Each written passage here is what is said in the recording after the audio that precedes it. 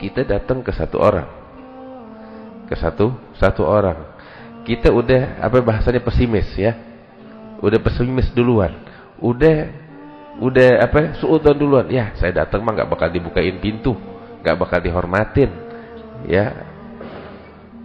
Ini orang yang kita datang kepadanya tahu perasaan kita kayak begini, dia bakal buang muka, ya. Itu udah suudzon sama gue, ngapain gue hormatin, iya kan? Tapi kalau datang dari awal udah punya harapan besar, suudzon nih orang baik, ini bakal ngehormatin kita, dia pun besar hati. Ini manusia, apalagi Allah subhanahu wa ta'ala, walillahil mathalul a'la. Kita husnudzan kepada Allah, datang kepada Allah, ya Rabb, ini saya datang hadir majlis, hadir maulid, harapan saya besar untuk diampuni. Allah juga senang hambaku datang kepadaku untuk minta pengampunan. Tahu, percaya kalau dia punya Tuhan yang Maha Pengampun, diampuni oleh Allah subhanahu wa ta'ala. Bahkan warada fil hadis, disebutkan di dalam hadis oleh Nabi Muhammad sallallahu alaihi wasallam, idza adnabal 'abdu dzamban, apabila seorang hamba melakukan satu dosa, kemudian dia minta ampun kepada Allah subhanahu wa ta'ala, dia bilang, ya Rabb, ampunin saya ya Allah. Maka Allah bilang kepada para malaikatnya, alima 'abdi anna lahu rabban yaghfiru dzamba wa ya'khudhu bidzanab.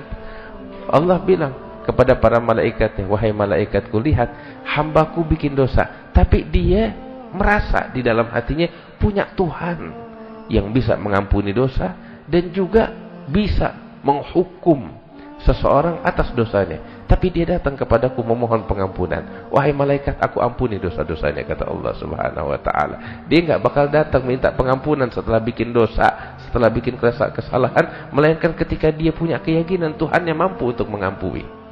Tuh lihat, nggak lama baru diampunin, dia bikin dosa lagi. Terus habis bikin dosa, istighfar. Allah bilang, hambaku berasa kalau dirinya punya Tuhan yang mengampuni dosa, aku ampuni dosanya. Baru diampunin, bikin lagi dosa. Bikin lagi dosa, terus minta ampun lagi sama Allah. Allah bilang diampunin, dia merasa punya Tuhan. Baru diampunin, bikin dosa lagi. Sampai malaikat nggak sabar, ya Rabb, nih hamba bikin dosa, minta ampun, diampunin, bikin dosa lagi. Terus, sampai kapan begini? Malaikat nggak kuat, malaikat nggak sabar. Tuh lihat, sampai malaikat nggak kuat. Tapi kita punya Tuhan nggak ada kayak dia deh, nggak ada duanya. Allah subhanahu wa ta'ala nggak ada duanya. Cuman dia tuh la ilaha illallah Muhammad Rasulullah. Ya, dia bilang sama malaikat, wahai malaikat, biarin hambaku, selama hambaku merasa punya Tuhan yang mengampuni dosa, maka aku akan ampuni dosa-dosanya, apapun dosa-dosa yang dilakukan oleh hambaku. Selama dia datang minta ampun, aku ampunin, kata Allah subhanahu wa ta'ala.